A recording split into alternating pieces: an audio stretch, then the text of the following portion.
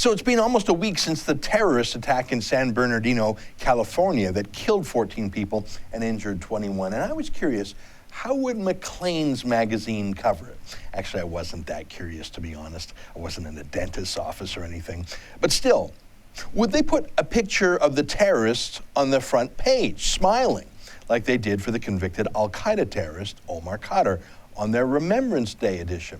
You know, would they go full Rolling Stone and put a sexy picture of the terrorists on the front page, like that disgraceful magazine did for Dzhokhar Tsarnaev, the terrorist who bombed the Boston Marathon? No, Maclean's did something weirder. They had Scott Gilmore write a column about it with this incredible headline. Ready? How Obama missed his chance to break a ritual around mass killings. And then the subheadline, people in the United States accept firearms and gunplay as essential, albeit occasionally regrettable, elements of what it means to be American, unquote. Really? So what happened in San Bernardino is acceptable to Americans? It's an essential part of Americana? It's what America's about, and that's why Obama didn't do anything about it? Are you nuts?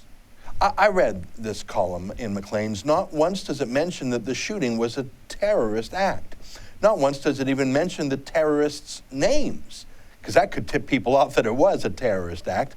Of course, it never mentioned that they were Muslim, that the one terrorist, Syed Farook, was a radical Muslim and a vicious anti-Semite who contacted Islamic State supporters in advance, who had written online in support of terrorism, and that the other terrorist, his wife, Tashfeen Malik, had publicly pledged her loyalty to the Islamic State terrorist group, and that they literally dropped off their 6-month-old daughter before they went on their suicide mission together. Here, let me read to you how Maclean's magazine Scott Gilmore describes these terrorists and what they did instead. Ready? Here's what he said.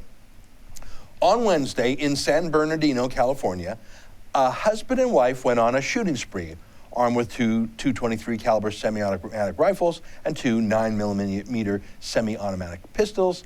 They carried 1,600 rounds of ammunition, all of it purchased illegally. When it was over, they had killed 14 people and were themselves shot dead by police, unquote. So that's it. The only way they were identified is as husband and wife, not their motivations, not who they were, not what they did. Is husband and wife really the most important characteristic of what happened here, of who they were? The words Islam or Muslim are never used, let alone the phrase Islamic State. In fact, the whole thrust of the article was that it was so absurd for Barack Obama to have even talked about terrorism in his speech instead of focusing on gun control. Can you imagine if Maclean's was your only source of news?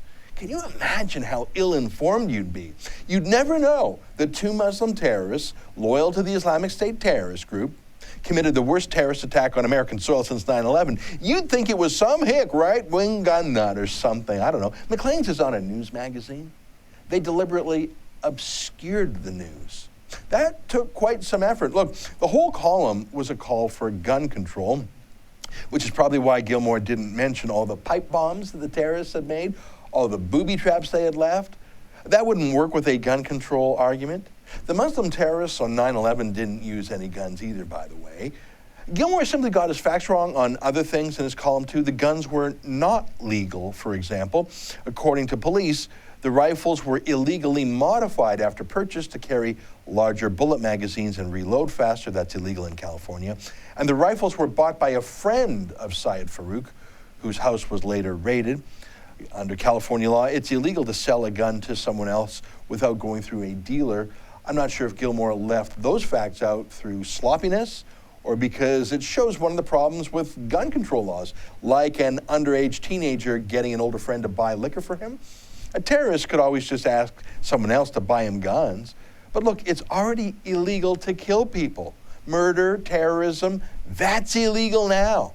Not sure how another gun law that made what these terrorists did double illegal or triple illegal was supposed to stop them. Look, it wasn't the gun that killed the 14 Californians that day. It was radical Islam, specifically loyal to the Islamic State terrorist group. Maclean's must think their readers have no other source of information, because who could read that without either thinking Gilmore is nuts or Gilmore thinks Maclean's readers are stupid. Now, there are other errors in the piece, too. Gilmore says, quote, the perpetrators were on the no-fly list that had come into the country on a visa waiver, unquote. Well, in fact, neither one of the terrorists was on a no-fly list or any other watch list. That's the problem with sleeper cells. One of the terrorist's wife, did immigrate on a waiver.